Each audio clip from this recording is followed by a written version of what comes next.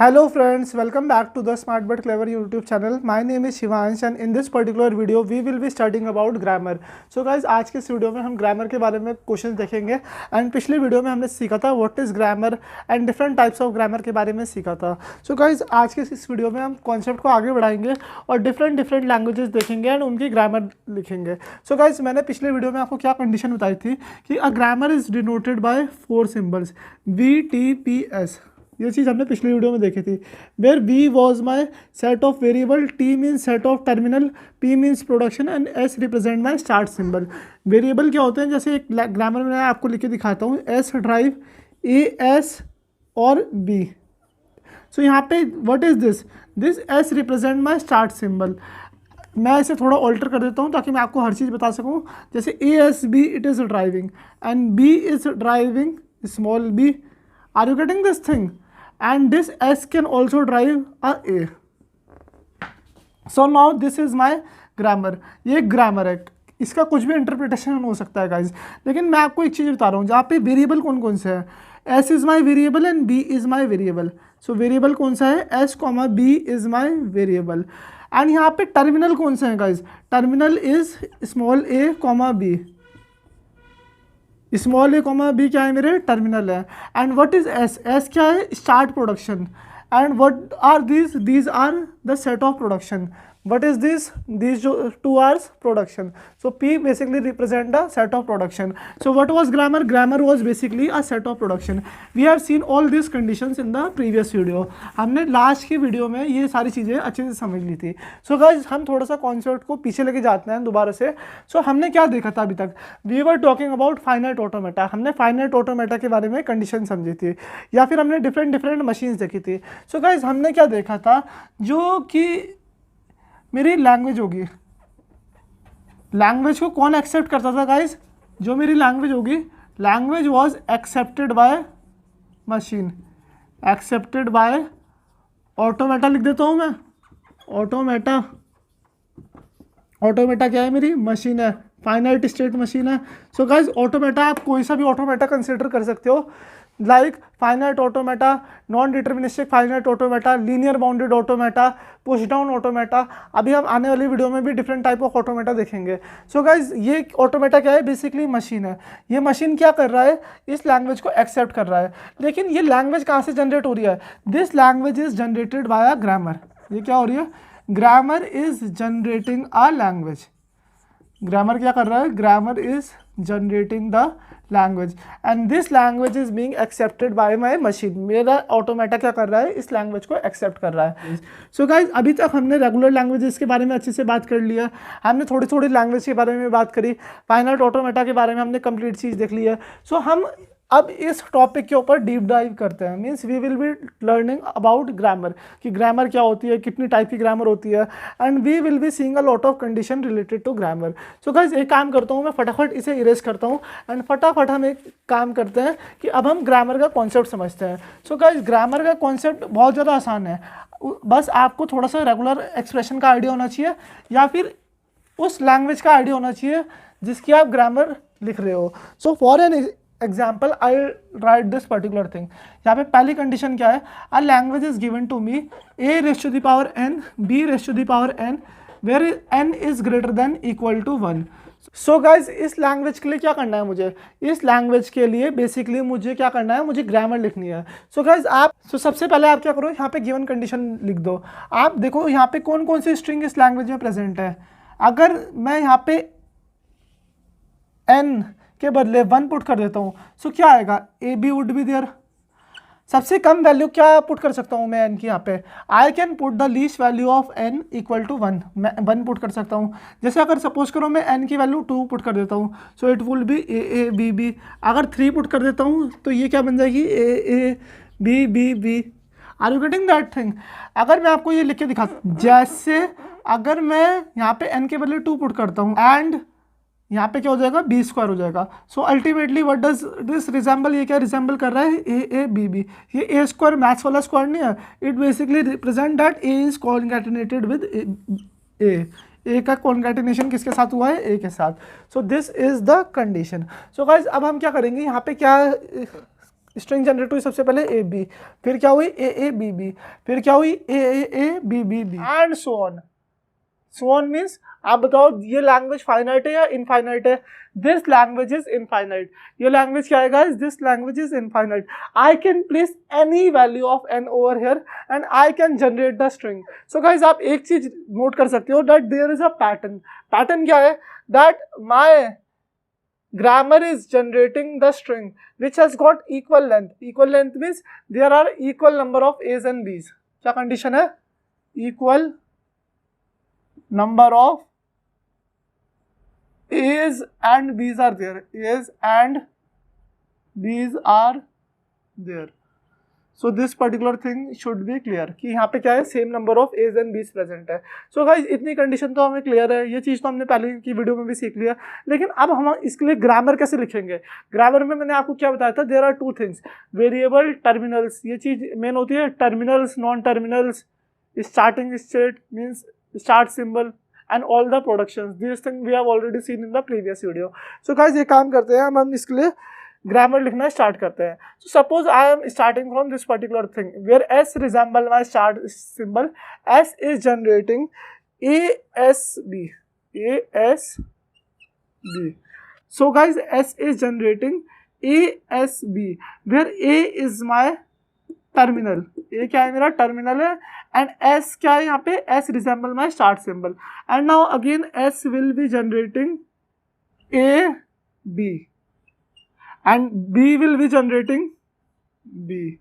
So guys, if you will be carefully observing this particular grammar, you will be finding that it is generating the same symbol, same string as of this. मतलब ये क्या है? This is generating the same language that is present over here. So guys, अब हम इसे कैसे interpret करेंगे? So ये कंडीशन देखते हैं। यहाँ पे सबसे पहले आप मुझे बताओ वेरिएबल कौन कौन से हैं? Variable are S is my variable and B is my variable. and यहाँ पे टर्मिनल्स कौन कौन से हैं? Terminals are small a and small b. these two are terminals. ये क्या है? टर्मिनल है, ये वेरिएबल है। Variable are also known as non terminal. So guys अब हम इसे कैसे इंटरप्रेट करेंगे? There are many things with the help of which we can interpret this thing. जैसे सबसे पहले अगर मुझे एक स्ट्रिंग ड्राइव करनी है, I am taking a string, मैंने एक स्ट्रिंग ले ली। For an example my string is A A B B. अब मुझे क्या करना है? ए ए बी बी को ड्राइव करना है। I have to drive this particular thing. So starting from initial state, initial state means मैं स्टार्ट सिंबल से स्टार्ट करूंगा। What are these? ये क्या है? ये तीनों, these are my productions. What is grammar? Grammar is basically a set of productions. ग्रामर क्या होता है? एक सेट ऑफ प्रोडक्शन होता है। So like I will write this particular thing starting from the initial production. S drives A S B. ठीक है, अब आप एक चीज देखो, आई हैव गॉट अ ए, एक सिंगल ए मुझे मिल गया। अब मुझे क्या चाहिए? एक और ए चाहिए। अब मैं गया अपनी इस पर्टिकुलर कंडीशन में। So what I should write? आप बताओ मुझे क्या लिखना है? I can choose this transition also and this transition also. Means मैं ये वाला प्रोडक्शन भी यूज कर सकता हूँ या ये वाला प्रोडक्शन भी मैं चूज कर सकता हूँ। So suppose I am going with second production. S drives A, तो ऐसे का ऐसे आएगा। In place of this S, इस एस के बदले मैं ये वाला प्रोडक्शन यूज कर रहा हूँ। In place of this S I am using this one production. So यहाँ पे A capital B, capital B. Capital B क्या है? बेसिकली वेरिएबल है यहाँ पे। And small a is my terminal. इतना क्लियर है गाइस? अब हम अगले स्टेप पे आते हैं। अगले स्टेप पे देखो, जैसे मुझे ए तो ऐसे ही रहेगा। In place of capital B I am using this particular production. Capital B is deriving और प्रोड्यूसिंग स्मॉल बी, तो capital B is producing small B. And again I am using this particular production a small b, capital B is producing small b. So ultimately what we are getting guys? Ultimately we are getting our string a b b. So is this string there in this particular language? Yes guys, ये language में present है। So we have generated this particular string with the help of grammar. ये क्या है guys? हमारी grammar है। So this is a derivation. So guys मैं आपको एक और तरीका बताता हूँ, that is with the help of parse tree। कि हम parse tree की help से कैसे ड्राइव कर सकते हैं। जैसे गाइस सपोज करो I am on my initial production, हमें इनिशियल प्रोडक्शन लेनी है। My initial production is driving A S B, यहाँ पे ए एस बी ड्राइव हुआ। And guys what we need to construct, suppose करो guys we have to drive again A B B. A B को मुझे क्या करना है, drive करना है. So guys see this particular thing, यहाँ पे मैंने इनिशियल प्रोडक्शन से स्टार्ट किया. नाउ आई नीड अ ए. सो मुझे क्या चाहिए guys, I need a A. So I am choosing this particular production. आप ये वाली प्रोडक्शन भी चूज कर सकते हो, जैसे मैं भी आपको फर्स्ट वाली प्रोडक्शन चूज करके दिखाता हूँ. So let's see the first production again, A S B. अब मैंने फर्स्ट प्रोडक्शन दोबारा से ले ली. Is it clear guys?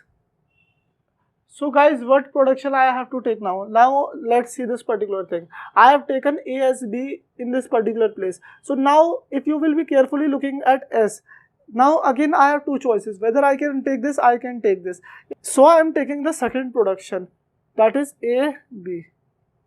So now let's take the third production. B is driving B, B is driving B, and B is driving B. So guys, this is my parse tree. This is my parse tree.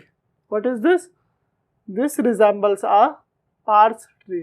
So guys, how we will be getting the output? I'll show you that particular condition also. So guys, see this particular thing. We have to traverse from top of the tree and in this particular fashion, and whatever the leaf nodes we are getting, we just have to display them or we have to print them. So you can see this particular condition. So सबसे पहले leaf node कौन सा मिला? We are getting A, then again we are getting A, then again we are getting A, then we are getting B, B, B. So ultimately this particular string has been produced. So are you getting the thing? This is known as yield of parse tree. What is this? That upward to downward traversal and from left to right traversal of this particular thing is known as yield of parse tree. It is known as yield of parse tree. This is known as yield of parse tree. Yield means basically to find the output of this particular parse tree. What string this particular parse tree is giving to us. So guys, is this particular thing clear to you guys? What is the parse tree? What is the derivation and all those stuff? So the basic overview is that we have to learn how to write the grammars. So if we will be taking different production, suppose I am taking A, B over here and I am not taking this one production, first one production. So ultimately if you will be observing that, what will be the final output? The final output would be A, B, B. Isn't it guys? You can try this particular thing at home also and you will be noticing that it will be generating all the strings of this particular pattern. So guys, let's quickly take one more example of this particular condition only, in which we will be seeing different condition. Let's change the grammar or let's change the language first of all. So I am taking a new language. Suppose my language is set of all strings of length 2. Set of all strings of length 2. Length क्या होगी? String की 2 होगी. So guys आप एक बार इसे try दो. It's very simple condition. ये बहुत ज़्यादा ईजी है. Set of all strings of length 2 and sigma is given to me A comma B. Sigma is given to me A comma B. Set of input alphabet basically. We will be considering these two alphabets only. So I'll quickly erase this particular thing, and as the time persists, you should try it yourself. So let's see this particular condition. Sigma is given to me A comma B. This I have given you for your reference only. So guys, set of all strings of length 2. So how many strings are there in length 2? If we will be taking these two alphabets or these two input alphabet. So AA is possible, AB is possible, BA is possible, and BB is possible. Is there any other string possible when there are input alphabet A comma B and we have to generate two length string? I don't think that there is any other condition. So these four are the strings that are possible. If you go back in time, जब मैं आपको पढ़ा रहा था that how we will be writing regular expression, we have found that if the regular expression or set of all strings of length 2 was A plus B. This basically resembles set of all strings of length 1, A or B, plus here represent union, plus here represent union. So this complete represent set of all strings of length 2. अगर आपको इसे cross verify करना है, how you can cross verify it? Just do a multiplication. So it will B AA plus AB plus BA plus BB. So are you getting that thing? Here plus represent union. So it is AA comma AB comma BA comma BB. This particular condition is this. So guys, is it clear? We will be using same condition for reference. How we will be generating the grammar of this particular thing? आइए देखते हैं. So suppose I am on my starting production. S resemble my start production. So मैंने एक observation करी that these two things are exactly the same. So I am making it as A. I am treating it as A. I am using a variable A. So S is driving A. S is driving A, and A will be driving A or D. And guys, you will be seeing that this is our answer. This is our answer. So this is the grammar for this particular thing. आइए guys, एक काम करते हैं, इस particular grammar को और detail में समझते हैं. So I'll just take an example, like we have to drive a string AB. So starting from the starting production, S से start किया, start production से मैंने. So S is driving A, ठीक है. Now A is driving A और B. What does this slash represent? ये slash क्या represent करता है कि I can choose A और I can choose B. मैं A या B कुछ भी choose कर सकता हूँ. So यहाँ पे A पे आया मैं. So A पे आने के बाद अगली बार क्या किया, मुझे क्या ड्राइव करना है, A B. So I am driving A tends to A and A is there. S is driving A and A is driving B. So ultimately S is driving AB. So you can see this particular condition. So guys, आपको condition clear हो रही है? You can also draw the parse tree, like S is driving A and this A will be driving A and this A will be driving B. So this is my parse tree. So guys, मैं आपको एक homework देता हूँ, that what you have to do. You have to write the grammar for set of all strings of length 3 for the input alphabet A, B, C. And for your reference, I'll tell you the answer. So मैं आपको एक बार इसका answer भी बता देता हूँ for your reference. जैसे हमने यहाँ पे 2 length string accept करी, so 3 length string में क्या होगा, there will be one more A plus B present here. ये 1 length ये 2 length हो जाएगी, ये 3 length string present हो जाएगी. So you just have to do this particular condition. You just have to concatenate A over here and you can choose C also. So it will be driving 3 length string over the input alphabet A, B, C, and this is your answer. So you can cross verify it also. So guys, मुझे उम्मीद है आपको ये particular video पसंद आई होगी. अगर आपको video पसंद आई है तो प्लीज वीडियो को लाइक करो, चैनल को सब्सक्राइब करो and hit that bell icon. In the next video I will be giving you a bunch of example. We will be covering a lot of example and I will be making you perfect in case of writing the grammar. You can write grammars quickly. I will be telling you each and every minute details of the different things related to the grammar. So I'll see you in my next video.